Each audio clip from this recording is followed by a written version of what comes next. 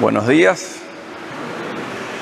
Vamos a continuar con Hechos. Vamos a Hechos 15 y vemos que a lo largo de Hechos se nos han presentado predicaciones ejemplares, congregaciones modelos, actitudes ministeriales para tener en cuenta, e incluso un paradigma misionero. Y lo que vemos continuamente es que el Evangelio avanza, el cristianismo se consolida y más grupos étnicos son involucrados en la participación del reino de Dios.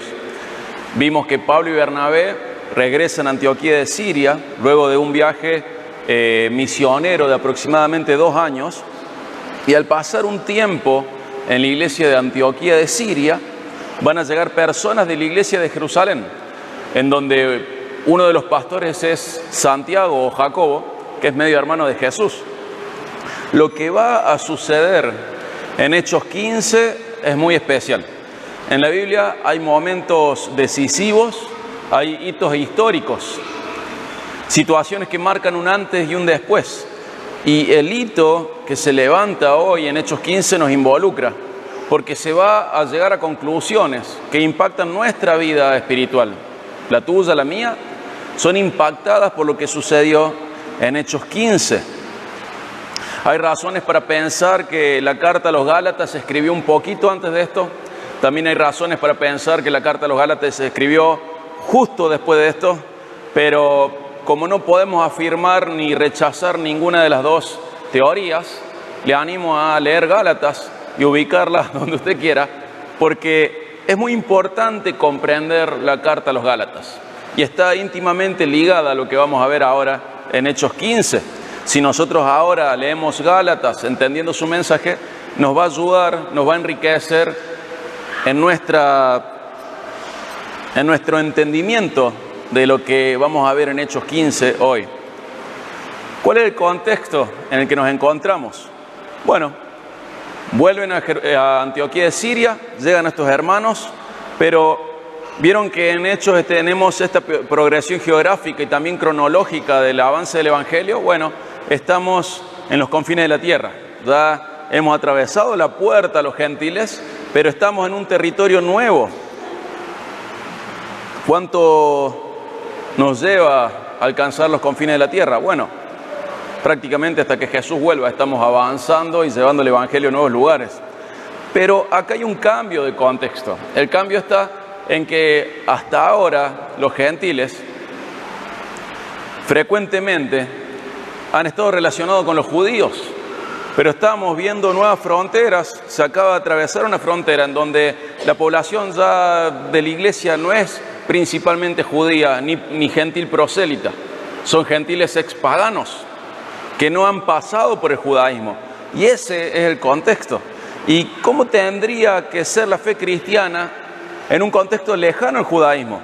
¿Cómo se relacionan el cristianismo y el judaísmo? Esta pregunta ha traído muchas herejías o ha sostenido muchas herejías hasta el día de hoy. Hay movimientos como el llamado de raíces hebreas, que es una herejía y está mal, y aparta a la gente de la gracia y las lleva a la desgracia de una religión por obras. Y esto comienza a resolverse en Hechos 15, hace 1975 años más o menos. Sin embargo, la gente una y otra vez vuelve a caer en los errores que se van a presentar en Hechos 15. Y aunque ahora al ver el texto haga algunas observaciones, el punto principal del texto es la relación entre el judaísmo y el cristianismo. ¿Hay continuidad? ¿De qué manera? El cristianismo es una progresión del judaísmo, y sobre todo la pregunta que voy a tratar de responder hoy, en realidad que voy a responder tratando de ser claro, es: ¿se puede llegar a ser cristiano sin pasar por el judaísmo?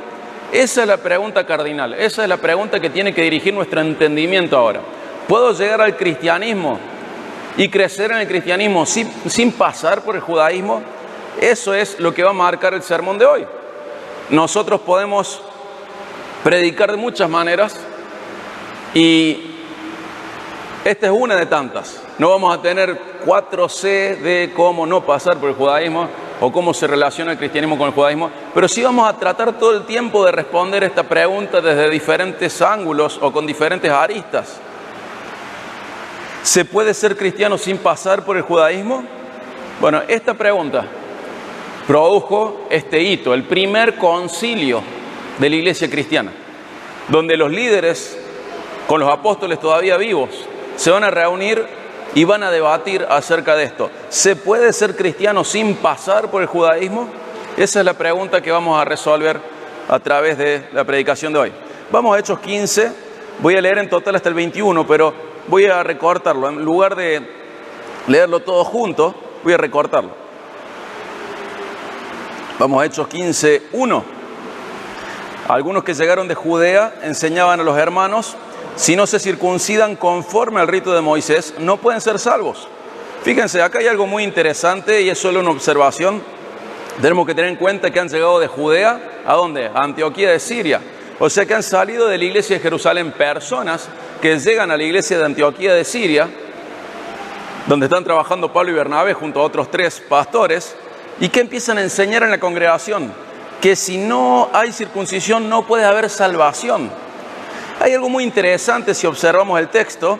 Tengo mi estudio acá, no lo voy a explayar para que no se nos haga tan largo, pero si vemos la progresión en Hechos de cómo Dios guía a su pueblo, cómo guía a sus siervos en la iniciativa misionera, Lucas nos muestra que siempre es a través de su espíritu, a través de ángeles, a través de visiones, guía a la iglesia o incluso impulsa a través de la persecución. Pero acá Lucas rompe el patrón de guía y hay gente que se va sin que nadie la mande y enseña cosas que nadie les mandó.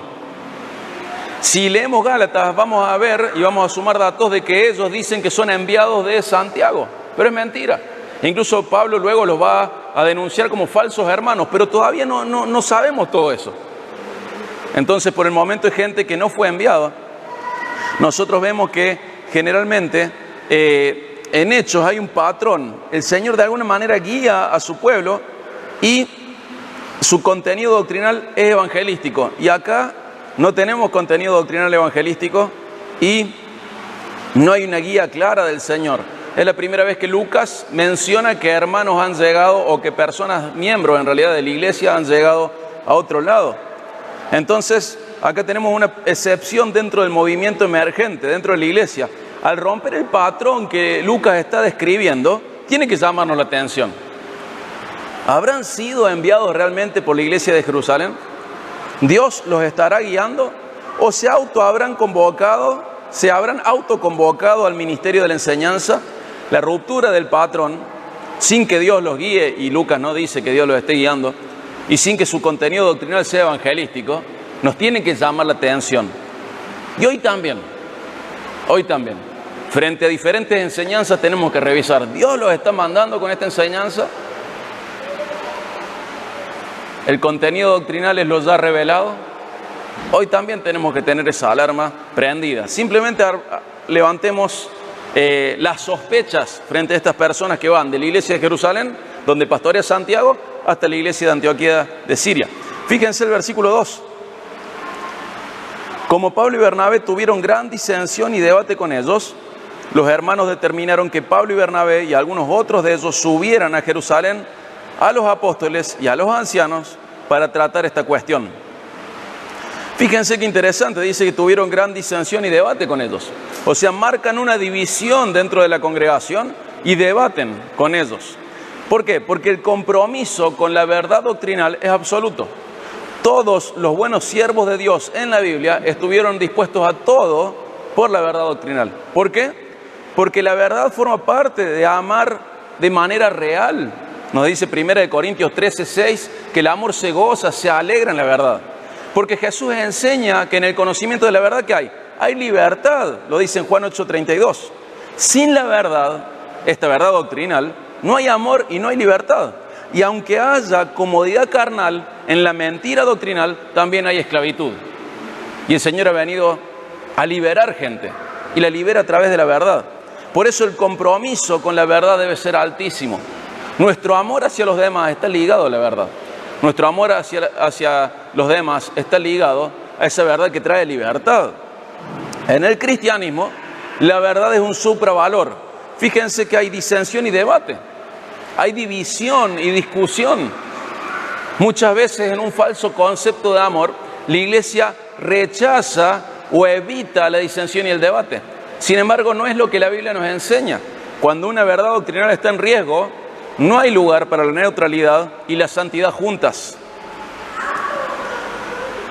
En el cristianismo, insisto, la verdad es un supravalor, uno de los valores que destaca sobre otros en jerarquía.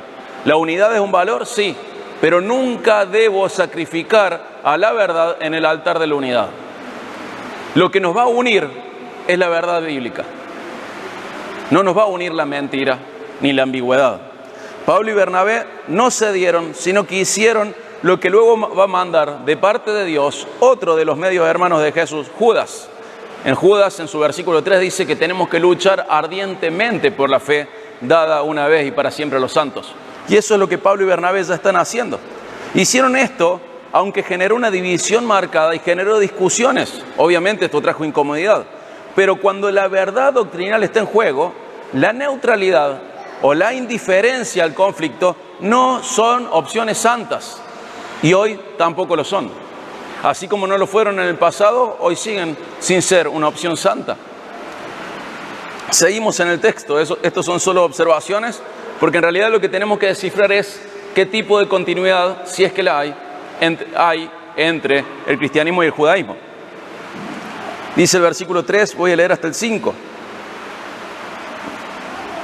Así que siendo enviados por la iglesia, Pablo y Bernabé, de Antioquía de Siria, siendo enviados por la iglesia, pasaron por Fenicia y Samaria, relatando detalladamente la conversión de los gentiles y causaban gran gozo a todos los hermanos. Cuando llegaron a Jerusalén, fueron recibidos por la iglesia, los apóstoles y los ancianos, e informaron de todo lo que Dios había hecho con ellos.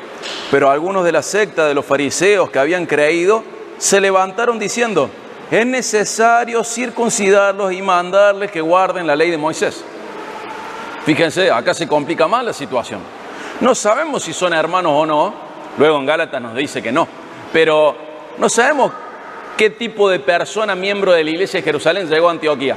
Pero cuando Pablo y Bernabé van de Antioquía de Siria hasta la iglesia en Jerusalén, en el camino van hablando con las congregaciones que se habían fundado.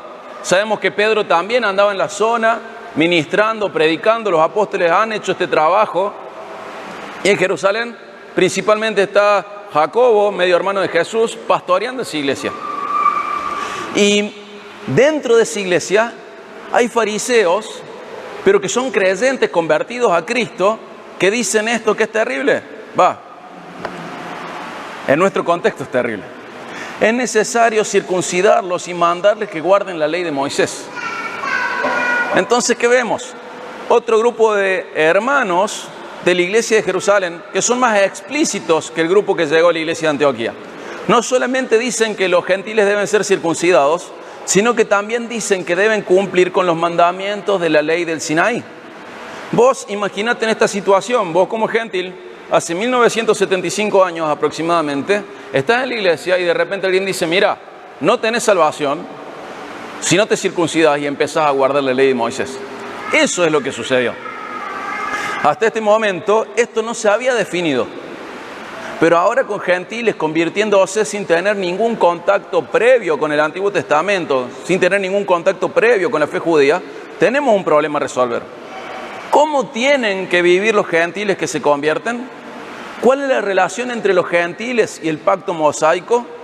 ¿Cómo afecta la vida del cristiano el pacto del Sinaí, esa ley que Dios le dio a Israel a través de Moisés? Y ese es el punto de conflicto. Y este capítulo, insisto, va a marcar un hito, un punto histórico en la historia del cristianismo. Aunque el conflicto venga de un grupo respetable dentro del cristianismo, acá nos dice que eran judíos, fariseos, convertidos a Cristo, igualmente es necesario revisar sus enseñanzas. ¿Tendrán los gentiles que circuncidarse y cumplir con toda la ley del Sinaí? Y aunque esto se va a resolver en Hechos 15, digo de nuevo, hace 1975 años aproximadamente, aún hoy hay personas que no entienden la relación entre el judaísmo y el cristianismo. Veamos qué enseña Dios en su palabra ahora en Hechos 15. Vamos a leer del 6 al 19. Entonces los apóstoles y los ancianos se reunieron para considerar este asunto. Después de mucho debate, Pedro se levantó y les dijo: hermanos, ustedes saben que en los primeros días Dios escogió de entre ustedes que por mi boca los gentiles oyeran la palabra del Evangelio y creyeran. Dios, que conoce el corazón, les dio testimonio dándoles el Espíritu Santo, al igual que a nosotros. Y ninguna distinción hizo entre nosotros y ellos, purificando por la fe sus corazones. Ahora pues, ¿por qué tientan a Dios poniendo sobre el cuello de los discípulos un yugo que ni nuestros padres ni nosotros hemos podido llevar? Creemos más bien que somos salvos por la gracia del Señor Jesús, de la misma manera que ellos también lo son. Habló Pedro, líder de los apóstoles. ¿Y qué dijo? El Evangelio ha llegado a los gentiles y han recibido los gentiles lo mismo que nosotros, de la misma manera, sin tener alguna vida, algún tipo de vida en la cual estaba marcada la enseñanza, estaba marcado el pacto del Sinaí. Fíjense cómo sigue. Ya habló Pedro, ahora dice, toda la multitud hizo silencio y escuchaban a Pablo y a Bernabé, que relataban las señales y prodigios que Dios había hecho entre los gentiles por medio de ellos. Cuando terminaron de hablar, Jacobo tomó la palabra y dijo, escúchenme, hermanos. Fíjense, ha hablado Pedro, líder de los apóstoles, hablan Pablo y Bernabé, que ya cuentan con cierto prestigio dentro de la comunidad cristiana, y ahora va a hablar Jacobo, que tiene tanto prestigio que Jacobo ha sido elegido para ser el pastor de la iglesia de Jerusalén. Mientras los apóstoles hacen una especie de viaje de consolidación o misionero, van revisando y visitando otras obras, Jacobo va a hablar, el pastor de la iglesia de Jerusalén, que es medio hermano de Jesús. Dice el 13, cuando terminaron de hablar, Jacobo tomó la palabra y dijo, escúchenme, hermanos, Simón, o sea Pedro, ha relatado cómo Dios al principio tuvo a bien tomar de entre los gentiles un pueblo para su nombre. Y con esto concuerdan las palabras de los profetas, tal como está escrito. Después de esto volveré y reedificaré el tabernáculo de David que ha caído, y reedificaré sus ruinas y lo levantaré de nuevo, para que el resto de los hombres busque al Señor y todos los gentiles que son llamados por mi nombre. Dice el Señor, que hace saber todo esto desde tiempos antiguos. Por tanto, yo opino que no debemos molestar a los que de entre los gentiles se conviertan a Dios. Fíjense, ha quedado claro el asunto. Pedro habla enfatizando que Dios dio fe, que dio al Espíritu Santo, que les dio santidad, que les dio salvación por gracia a los gentiles de manera idéntica que los judíos. Pablo y Bernabé relataron que hubo señales divinas entre los gentiles, como cuando los primeros judíos se convirtieron, validando el mensaje de los mensajeros. Y Jacobo, pastor de la iglesia de Jerusalén, acude a profecías que anunciaban desde siglos antes la conversión de los gentiles y resalta que lo relatado por Pedro coincide con el plan de Dios revelado en la antigüedad, registrado en las Escrituras. Jacobo sigue y concluye que no hay que molestar a los gentiles que se conviertan a Dios. Cuando pensamos nosotros en molestar, pensamos solamente en incomodidad. Hay algo de poca importancia. Pero en griego, la palabra que Santiago usa, que Jacobo usa, es una palabra que alude a la idea de dificultar el camino, de hostigar, de acosar, de causar dificultades, de causar tropiezos, de quitar la paz, de causar problemas. En otras palabras, Jacobo concluye que nadie debe hacer tropezar a los cristianos gentiles a través de la ley de Moisés. Y esto es una bomba teológica, porque en la mente de muchos judíos era, Dios comienza a revelarse, da pactos, que estamos de acuerdo hasta ahí, y luego aparece Cristo. Y nosotros sabemos que el Antiguo Testamento nos trae el conocimiento, como le dice Pablo a Timoteo, a través del cual podemos ser salvos creyendo en Cristo. Pero en su mente sucedía que ellos pensaban que el judaísmo llevaba de una manera directa a Cristo, no en el Antiguo Testamento, sino en el judaísmo, la ley de Moisés. Yo sé que esto parece difícil de entender, pero ya vamos a tratar de explicar esta bomba teológica que acaba de mostrar, de concluir Santiago. Los cristianos gentiles no deben ser molestados, acosados, incomodados, dificultados en su fe con la ley de Moisés. Y esto es un gran alivio para el corazón, Los gentiles quedan eximidos de intentar cumplir aquello que en realidad, como dijo Pedro, ni siquiera ellos ni sus antepasados habían logrado cumplir. Y de acá surgen muchas preguntas que nos van a ayudar a responder nuestra pregunta cardinal. ¿Qué relación hay entre el cristianismo y el judaísmo?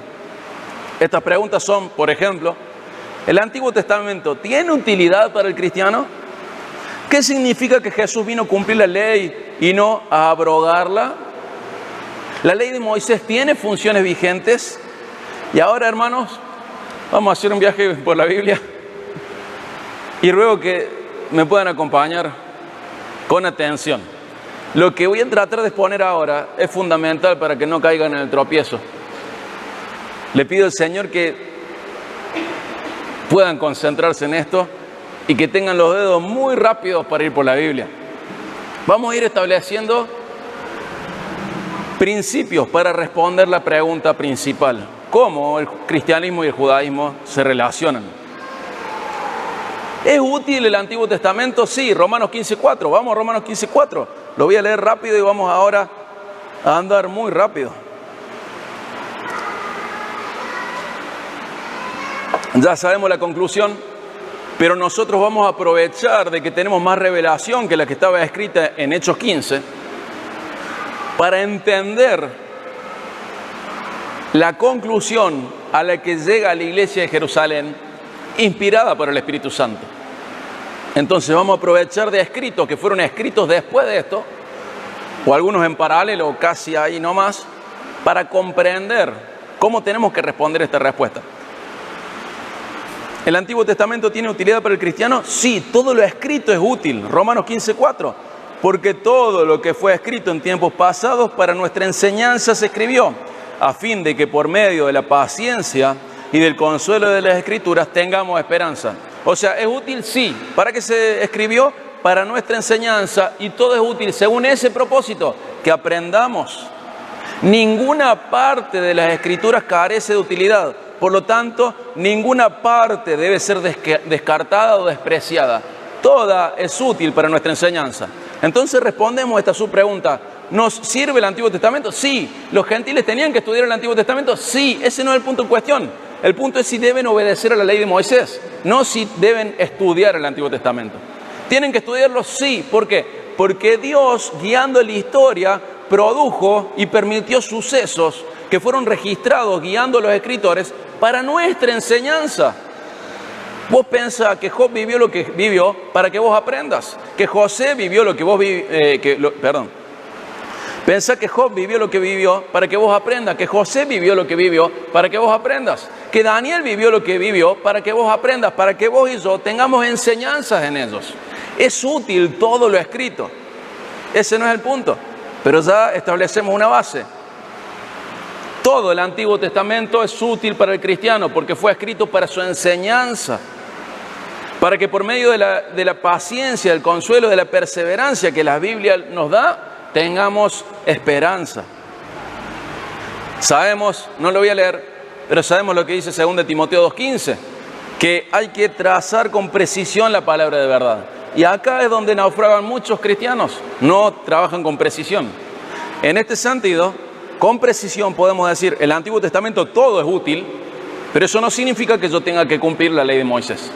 Tiene utilidad. ¿Cuál es la utilidad? Enseñanza. Luego, a lo largo de la Biblia, vemos algo que Dios establece con su pueblo. Él se revela progresivamente y establece un elemento que es sumamente útil para que nosotros entendamos la Biblia. Son los pactos. Vemos que hace pactos con Adán, hace pactos con Noé, hace pactos con Abraham, hace pactos con Israel, al que le decimos mosaico, sinaítico, o de Moisés, o ley de Moisés. Hace pactos con David y establece un nuevo pacto.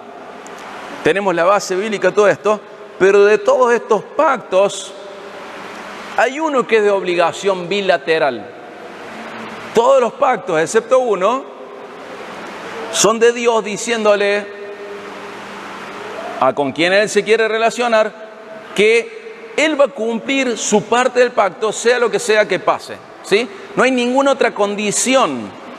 A Adán le dicen, estas son las reglas, a Noé le dice, estas son las reglas, a Abraham le dice, estas son las reglas, pero a Moisés le dice, yo voy a hacer esto si Israel hace esto. Si Israel hace esto, yo voy a hacer esto. Todos los demás son independientes de lo que haga el receptor del pacto.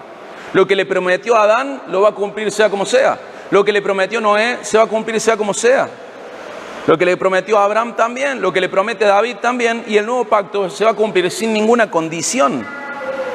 El único pacto de estos que es de obligación bilateral y que está condicionado al actuar de las dos partes involucradas es el pacto de Moisés, el de la ley de Sinaí. Si una de las partes involucradas en el pacto de Moisés, el único de obligaciones bilaterales, si una de las partes no cumplía con su parte del pacto, este pacto quedaba invalidado por falta de cumplimiento. ¿Y qué vemos a lo largo de la Biblia? Vemos que aunque Dios tenga misericordia y paciencia, Israel siempre fracasó. Y es lo que Pedro dijo, ni nosotros ni nuestros antepasados hemos podido cumplir con la ley. Siempre se fracasó en obedecerla de manera completa y perfecta. Y encima, no solo debía ser cumplida de manera perfecta, completa, sino que también que debía ser cumplida de buena gana y por todo el pueblo. Esto nunca sucedió. Nadie logró cumplir la ley a la perfección, excepto Jesús. Nunca nadie logró cumplirla de manera perfecta. Santiago, el mismo que llega a esta conclusión que leímos en Hechos 15, en Santiago 2:10 dice: porque cualquiera que guarda toda la ley, pero falla en un punto, se hace culpable de todos. Porque la obediencia que exige la ley es completa. Son 613 mandamientos. Si fallas en uno, sos culpable de todos.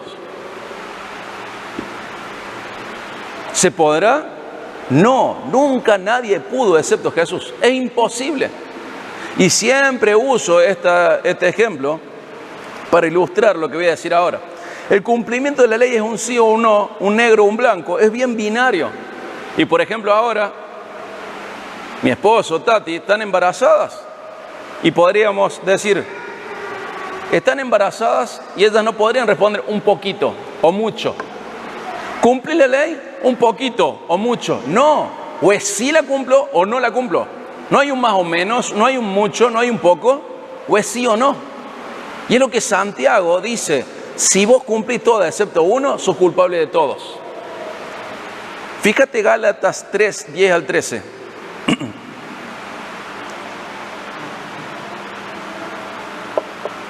Gálatas 3, 10 al 13.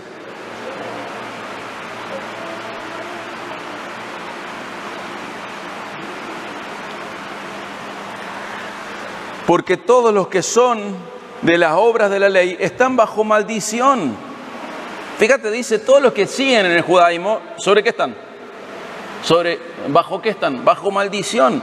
Pues escrito está, maldito todo el que no permanece en todas las cosas escritas en el libro de la ley para hacerlas. O sea que si vos no cumplís todas, estás maldito por la ley te maldice.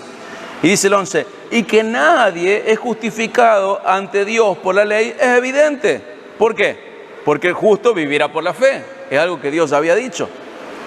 Sin embargo, la ley no se basa en la fe. Al contrario, el que las hace vivirá por ellas. ¿Pero quién las puede hacer? Nadie. Dice el 13 y el 14, Cristo nos redimió de la maldición de la ley, habiéndose hecho maldición por nosotros, porque escrito está, maldito todo el que cuelga de un madero, a fin de que en Cristo Jesús la bendición de Abraham viniera a los gentiles, para que recibiéramos la promesa del Espíritu mediante la fe. Dice, no hay vida espiritual posible el humano en el camino de la ley Moisés. Lo que hay ahí es maldición. ¿Por qué? Porque nadie puede cumplirla. No porque la ley sea mala, sino porque nadie puede cumplirla. Y tiene su función de esta manera. ¿Se entiende que genera una maldición la ley? Si no la cumplís de manera absoluta durante toda tu existencia, te maldice. Te maldice. No cumpliste, fallaste en uno. Quizás cumpliste 612 de los mandamientos, pero fallaste en el que te dice que lo tenés que hacer de buena gana y buen corazón. Fallaste. La ley te maldice. Decía la Biblia en Deuteronomio que si tu amigo, ese amigo del corazón o tu esposa, esa mujer que amás, te incitaba a seguir otros dioses, a debilitar tu fe en Dios, vos no tenías que tener misericordia de él o de ella, sino que tenías que dar el primer golpe, arrastrarlo o arrastrarla afuera y apedrearla con el resto del pueblo. ¿Vos creés realmente que alguien cumplió con eso? Decía que, y encima cumplirlo de buena gana, decía que si tu hijo era rebelde, tenías que agarrarlo, sacarlo fuera del pueblo y apedrearlo, porque Dios no quería rebeldía en su pueblo. ¿Crees que todos los papás cumplieron? Recordá que la ley se exigía que la cumpliera todo el pueblo. Decía que cada 7 años había que perdonar deudas y entrar al año jubileo. ¿Vos sabés que no lo hicieron nunca? El pueblo no cumplió la ley y Pedro dice, ni nosotros ni nuestros antepasados han podido. Por eso te maldice. No es que falle la ley, sino que nosotros fallamos y no podemos cumplir la ley. Entonces, la ley del Sinaí, esta es otra pregunta. ¿Tiene utilidad? Sí la tiene. ¿Tiene función vigente? Sí tiene una función vigente.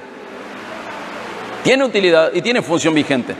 Una de sus funciones y propósitos es dejar de manera absolutamente clara que la salvación por obras es imposible, incluso para el pueblo que Dios eligió para que reciba un código de conducta perfecto, escrito por Dios mismo. Sí, es imposible. Es imposible para el gentil, que tiene ley en su conciencia, y es imposible para el judío, que ha recibido de parte de Dios ese código de conducta para que no le quede ninguna duda, ni ningún lugar a la ambigüedad, ni a la subjetividad. También fue imposible. La salvación, sí o sí, debe ser por gracia, a través de la fe, como nos dice Efesios 2, 8 al 10, para alabanza de la gloria de la gracia divina, Efesios 1, 6. La salvación no es para la alabanza de la obediencia humana. La salvación no es para la alabanza de la fe humana. La salvación no es para la alabanza del esfuerzo, de las actividades, de los ministerios, ni de nada de eso humanos.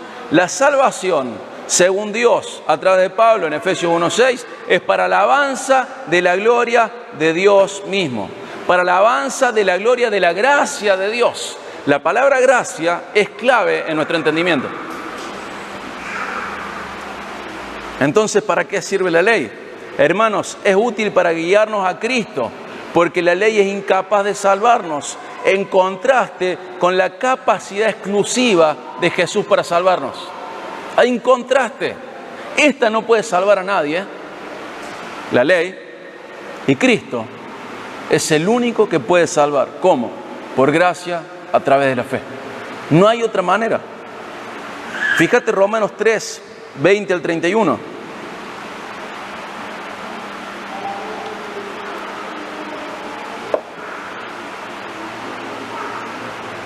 Romanos 3, 20 al 31.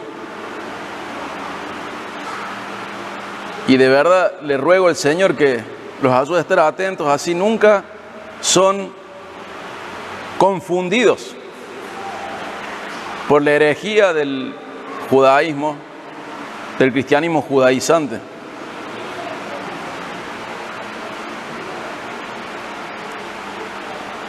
Fíjense Romanos 3, 20 al 31. Porque por las obras de la ley, ningún ser humano será justificado delante de Dios. ¿Quién? Ninguno. Pues por medio de la ley viene el conocimiento del pecado. Pero ahora, aparte de la ley, o sea, separado de la ley, la justicia de Dios ha sido manifestada, confirmada por la ley y los profetas. Esta justicia de Dios por medio de la fe en Jesucristo es para todos los que creen, porque no hay distinción, por cuanto todos pecaron y no alcanzan la gloria de Dios. Vamos a leer hasta el 31. ¿Pero se entiende? La ley confirma su uso. No hay salvación por obras. Queda confirmado en tu conciencia y para el judío queda confirmado en su contraste de vida con respecto a la ley de Moisés. No existe la salvación por obras, porque la salvación es para gloria de la gracia de Dios. No lo hay. Dice el 24, todos son justificados gratuitamente por su gracia por medio de la redención que es en Cristo Jesús, a quien Dios exhibió públicamente como propiciación por su sangre a través de la fe, como demostración de su justicia, porque en su tolerancia Dios pasó por alto los pecados cometidos anteriormente, para demostrar en este tiempo su justicia, a fin de que Él sea justo y sea el que justifica al que tiene la fe en Jesús. ¿Dónde está pues la jactancia? O sea, ¿en dónde se podría gloriar a alguien que dice, yo cumplo 610 de los mandamientos? Dice, queda excluida. ¿Por cuál ley? ¿La de las obras? No, sino por la ley de la fe. ¿Cuál es la ley de la fe? Que solo hay salvación por fe, por gracia a través de la fe. Porque concluimos que el hombre es justificado por la fe aparte, separado de las obras de la ley. Pues Dios, el Dios de los judíos solamente, ¿no es también el Dios de los gentiles? Sí, también de los gentiles, porque en verdad Dios es uno, el cual justificará en virtud de la fe a los circuncisos y por medio de la fe a los incircuncisos. ¿Anulamos entonces la ley por medio de la fe? De ningún modo, al contrario, confirmamos la ley. ¿Me están siguiendo? Se confirma la ley. ¿Qué se confirma de la ley? No podés ser salvo por obras. Se confirma la ley. La ley confirmada no te está diciendo, vos pudiste, vos sos salvo sin Cristo, fuera de la gracia, por tus obras.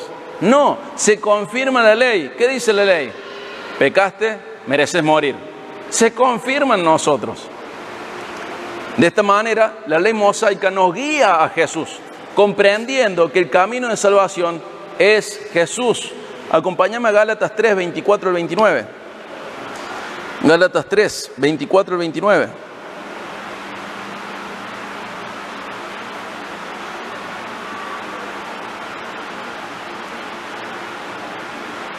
Dice, de manera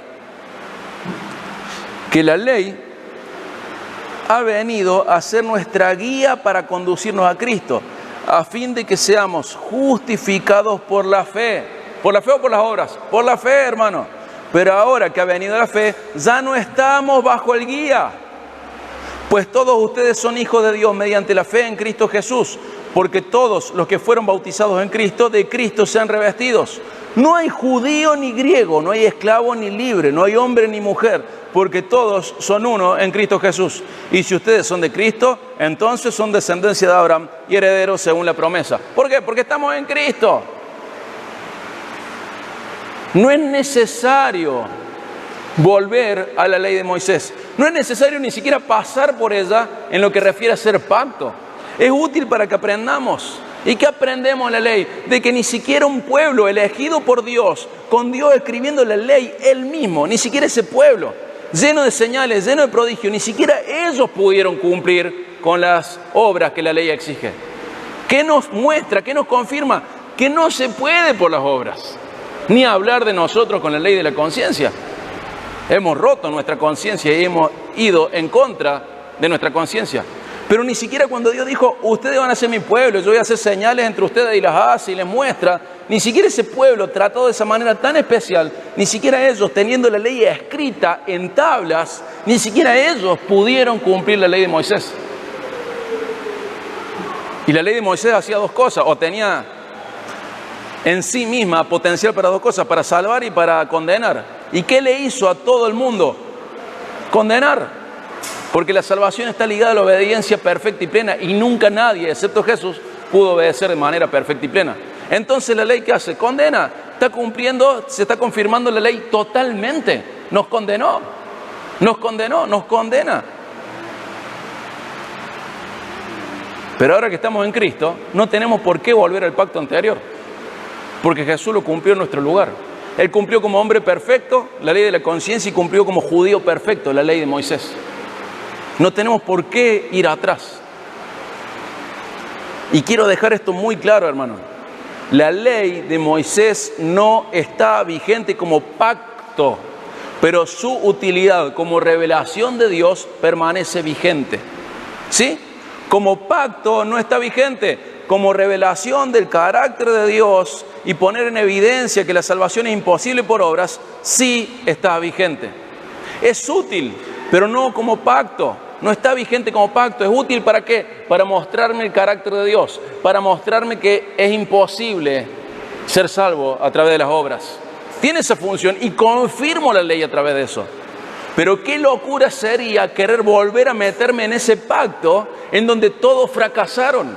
Es un grito de orgullo, de necedad, de ceguedad y de estupidez volver atrás. Por eso Pablo, cuando escribe a los Gálatas, es la única carta en la cual él no da gracias por los Gálatas. Y le dice, en Reina Valera, le dice insensatos. Pero en griego la palabra es mucho más fuerte y es tirando a estúpidos. ¿Cómo osan volver a un lugar donde solo hay condenación para nosotros? ¿Cómo tienen en mente una idea tan grande de la obediencia de ustedes que creen que a través de la ley ustedes van a ser mejores? ¿No ven que la ley les condena? ¿No ven que no son íntegros? ¿No ven que ni ustedes, ni sus antepasados, ni los judíos y sus antepasados pudieron cumplir con la ley? Solo Jesús pudo. ¿Por qué crees que vos podrías? Además no es retroactiva. Ya está, no la cumpliste, no puedes obedecer para tapar tus desobediencias pasadas. Estás condenado por la ley. Y eso te queda claro, y Jesús recibe nuestra condenación. Y es tratado como el peor no cumplidor, el peor incumplidor de la ley. Por eso es colgado en un madero. Por eso en la providencia de Dios es crucificado en una madera, en una cruz. ¿Por qué? Porque queda expuesto como el peor incumplidor de la ley. ¿Por qué? Porque recibe el castigo que todos nosotros merecíamos por no cumplir la ley. Pero una vez que el castigo cayó ahí, yo quedo libre de transitar en ese camino. No se me exige a mí, no estoy en ese pacto. Ese pacto era condicional y bilateral. Y como Israel falló, Dios lo revocó. Y vas a decir, ¿pero cómo? Y ya vamos a llegar a Mateo 5:17. Pero antes, acompáñame a Hebreos 7. Hebreos 7. Vamos a leer el 12, 18, 19 y 22. 12, 18, 19 y 22. Hebreos 7. El judaizante comienza a recortar el Nuevo Testamento. Comienza sacando a Pablo, no les gusta Pablo. Cuando se dan cuenta que Pedro lo apoya a Pablo en segunda de Pedro, dice, no, a Pedro también lo sacamos. Entonces ya saco a Marcos. Y como saqué a Pablo, tengo que sacar a Lucas y a Hechos. Y empieza a recortar, y termina negando todo el Nuevo Testamento, porque el Nuevo Testamento es claro con respecto a este punto.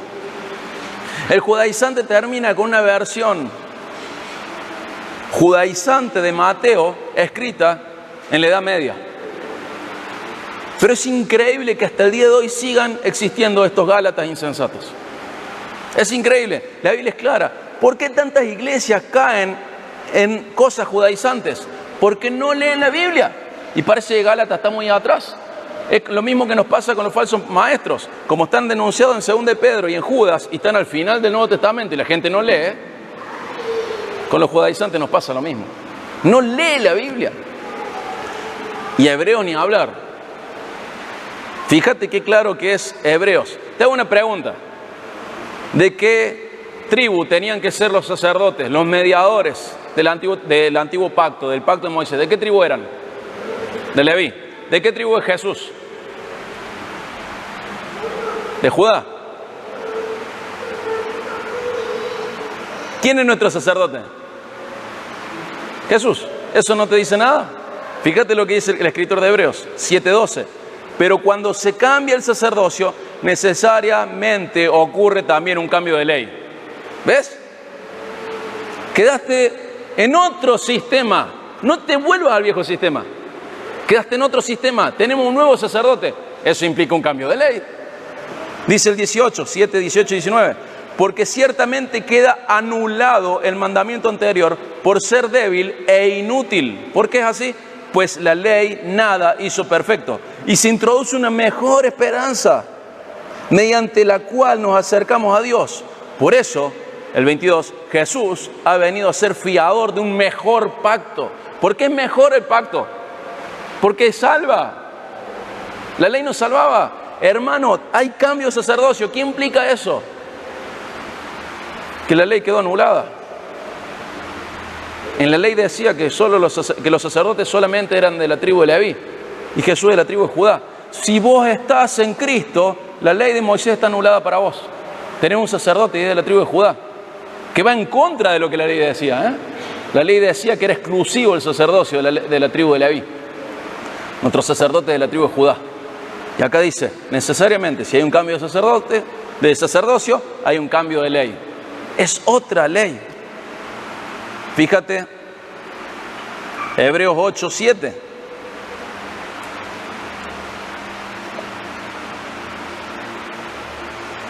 Pues si aquel primer pacto hubiera sido sin defecto, no se hubiera buscado lugar para el segundo. ¿Qué te está diciendo? Tiene un defecto. Pero, hermano, quiero que entiendas que esto no significa que la ley no es perfecta. La ley es perfecta. Y vamos a poner entre comillas, pero la ley falla ¿en qué? En salvarnos. Pero no porque ella sea imperfecta, sino ¿por qué? Porque nosotros somos desobedientes. La ley de Moisés nunca salvó a nadie. No puedo volver atrás. Entonces, como Dios tenía en su corazón y lo sigue teniendo, el salvar a gente, era necesario otro pacto, porque la ley de Moisés nunca salvó a nadie. Pero en el Antiguo Testamento tenemos personas bajo la ley de Moisés que han sido salvas. Sí, y a eso se refiere Pablo cuando dice en Romanos 3, que lo leímos hace un rato, que Dios pasó por alto sus pecados. Ellos no fueron salvos por la ley de Moisés. Todo humano ha sido salvo y será salvo y es salvo hoy por gracia a través de la fe, de manera exclusiva. Nadie, nunca por obras, porque la salvación es para que ningún humano se gloríe, es para que lo que reciba gloria sea la gracia de Dios, no tu obediencia ni la mía. Si la salvación por obras hubiese sido posible, Jesús no hubiera venido. Y Jesús vino para salvarnos, porque la salvación por obras es imposible. Jesús vino a salvarnos porque esa salvación mediante obras es imposible. ¿Por qué volvería yo a un pacto de obras si solo hay condenación para mí? Si ese castigo ya cayó en Jesús, ¿por qué volver? Fíjate Hebreos 10:1. Y te recomiendo leer todo Hebreos 7, 8, 9 y 10 para comprender bien. Agarra una traducción que comprenda bien y lee todo Hebreos. El escritor de Hebreos es súper claro. No caigas en los judaizantes. Empiezan a decir, no, pasa que vos no entendés bien a Pablo. Ese es el primer nivel. El segundo nivel es, no, Pablo es un falso apóstol. El tercer nivel es, el Nuevo Testamento fue contaminado por la Iglesia Católica y hay que sacarlo todo. No estás entendiendo que la ley nunca salvó a nadie. Fíjate Hebreos 10:1. Pues ya que la ley solo tiene la sombra de los bienes futuros y no la forma misma de las cosas, o sea, no tiene la esencia de las cosas, nunca puede, por los mismos sacrificios que ellos ofrecen continuamente año tras año, hacer perfectos a los que se acercan. La ley no producía justificación. La ley era un acto de obediencia a Dios, pero que le iba dejando bien claro al judío y luego a nosotros que lo vemos de afuera, de que por obras es imposible la salvación. La ley nunca hizo perfecto a alguien. Nunca puede, por esos sacrificios que se ofrecen continuamente año tras año, hacer perfecto a alguien. La ley no puede justificar porque nosotros no podemos cumplirla. ¿Falló la ley? No, sino que dejó en evidencia la incapacidad nuestra para obedecer y la necesidad que tenemos de gracia para ser salvos. Porque la salvación es para la alabanza de la gloria, de la gracia de Dios. Efesios 1:6. De esta manera nos conduce Cristo. ¿Por qué? Porque Él ofrece gracia para salvación. ¿Tiene función la ley? Sí, me dice, por acá no podés. Es como un callejón sin salida. Y acá se separa el cristianismo del judaísmo. ¿Es útil el Antiguo Testamento? Todo es útil. Pero la ley de Moisés como pacto, ¿está vigente? No. ¿Tiene una función vigente? Sí. Me enseña el carácter de Dios y me enseña la imposibilidad nuestra para obedecer. Y te dice, acá no hay salvación. Es un camino en el cual, imagínate que entras a un callejón sin salida y vos llegás a ese callejón y de golpe te encontrás con la pared del final y estás sin salida y ahí hay un mapa que te dice, retrocede y anda donde seguí la luz. Acá se puso oscuro. tiene utilidad eso, porque me indica en dónde está la gracia para salvación. Tiene utilidad, porque me dice, acá no podés ser salvo. Podía un humano decir, bueno, Señor, nosotros nos dejaste la ley de la conciencia, pero ¿qué hubiera pasado si hubieras dejado a todo un pueblo una ley escrita? Ese pueblo seguramente te hubieras obedecido y hubieras podido ser salvo. Eso pasó para que te quede claro que siempre el plan de salvación es que sea por gracia a través de la fe. El gentil falló a la obediencia de su conciencia. El judío falló a la obediencia de la ley de Moisés. Y esto nos conduce a Cristo, porque en Cristo hay gracia para salvación. Entonces nos sale una pregunta. ¿Qué quiere decir Mateo 5:17? Acompáñame rápido, Mateo 5:17.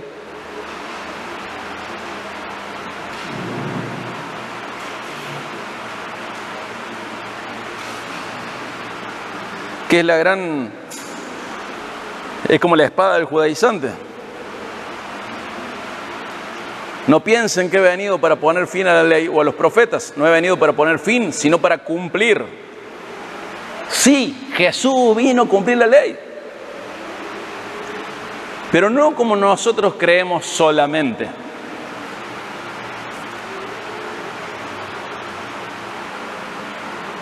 Ahí abrogar o poner fin, la palabra tiene que ver con desintegrar, con demoler. ¿Jesús desintegró la ley de Moisés? No, nos quedó escrita. Tiene funciones vigentes, lo hemos dicho. Nos muestra el carácter de Dios, nos muestra nuestra imposibilidad de obediencia. Pero en Jesús la ley tiene plenitud de función. Jesús es el único que la cumplió de manera perfecta en todos los sentidos, satisfaciendo sus requisitos, obedeciendo sus mandatos y siendo el cumplimiento de lo que prefiguraba y anunciaba tanto la ley de Moisés como las profecías del Antiguo Testamento. ¿Vieron que pone? No he venido para poner fin a la ley o a los profetas. Vine a cumplirlos. ¿A qué? A la ley y los profetas. Obedeció la ley. Es la esencia prefigurada en todos los sacrificios estipulados por la ley. Y además cumple con las profecías que hablaban de él. En Jesús la ley tiene plenitud de función. Jesús es el único que la cumplió de manera perfecta en todos los sentidos, satisfaciendo sus requisitos, obedeciendo sus mandamientos, siendo el cumplimiento que la ley prefiguraba y anunciaba, tanto cumplimiento de la ley como de las profecías del Antiguo Testamento. Continuando con la interpretación a la luz del resto de las Escrituras, el propósito de la ley, ese propósito vigente, no es funcionar como pacto, sino guiarnos a Cristo para ser salvos en Él. Es demostrarnos la imposibilidad de ser salvos por medio de las obras, aun si esas obras son las de la ley del Sinaí, escritas por Dios mismo. En Cristo la ley tiene revelada su utilidad completa. En Él los propósitos de la ley se cumplen en plenitud.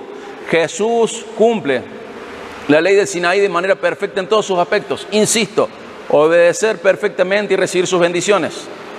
También cumple con la parte de hacerse responsable de los pecados y cargar con sus maldiciones. Jesús cumple con la parte de los obedientes, con la parte de los desobedientes y con la parte prefigurada. Cumple con todos los aspectos de la ley y además cumple con otras cosas que tienen que ver con la ley. El tabernáculo, la Pascua, el reposo, las primicias, la purificación, el gran profeta anunciado, todos son cosas que se cumplen en Él. Y lo mismo sucede con los escritos de los profetas. Jesús es el cumplimiento de sus profecías. Entonces, en conclusión, el judaísmo nos muestra que somos culpables frente a Dios, que somos incapaces de cumplir con la ley de Moisés, que somos merecedores del castigo eterno. Entonces que somos necesitados de gracia divina, el judaísmo. Y el cristianismo nos muestra a Jesús, que como dice Juan 1:14, Él está lleno de gracia y de verdad. Y es por esa gracia en la que podemos ser salvos. Son dos caminos diferentes. Uno es una religión de obras, que al igual que cualquier otra religión de obras, no tiene camino de salvación. Y la otra es la única religión de gracia, la única manera por la cual alguien puede ser salvo. Entonces la respuesta a la pregunta cardinal. ¿Cuál era la pregunta cardinal? ¿Qué onda cristianismo con el judaísmo? La respuesta es, el judaísmo es útil para mostrarme mi necesidad de Jesús. Pero si el Espíritu Santo me convence de esa necesidad fuera de la ley de Moisés, no es necesario entrar al judaísmo para que el Espíritu Santo obre. Eso es lo que Pedro dijo. No les hace falta ir a la ley de Moisés, ya se dieron cuenta que son pecadores. ¿Para qué lo voy a meter en un sistema de obras si ya su conciencia les muestra que son pecadores? El Espíritu Santo ya los convenció de pecado, de justicia y de juicio. ¿Para qué lo voy a meter en algo que produce lo que el Espíritu Santo ya produjo en sus corazones? ¿Para qué me voy a meter en un pacto que ya me muestra lo que el Espíritu Santo les está produciendo? Y es lo que Pedro dice. ¿Se dieron cuenta? Nosotros que estábamos en este sistema hemos tenido un entendimiento de la gracia, la salvación, de nuestro incumplimiento, de nuestra desobediencia, de nuestro pecado, de nuestra necesidad de salvación a través de la ley de Moisés. Y los gentiles lo entendieron sin pasar por la ley de Moisés. ¿Es útil la ley de Moisés? Sí, pero estamos fuera de ese pacto. Y acompáñame para terminar a Hechos 15, 19 al 21.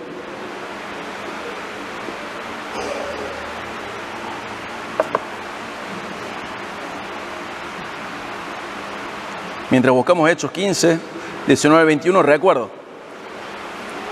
La pregunta cardinal es, ¿se puede ser cristiano sin pasar por el judaísmo?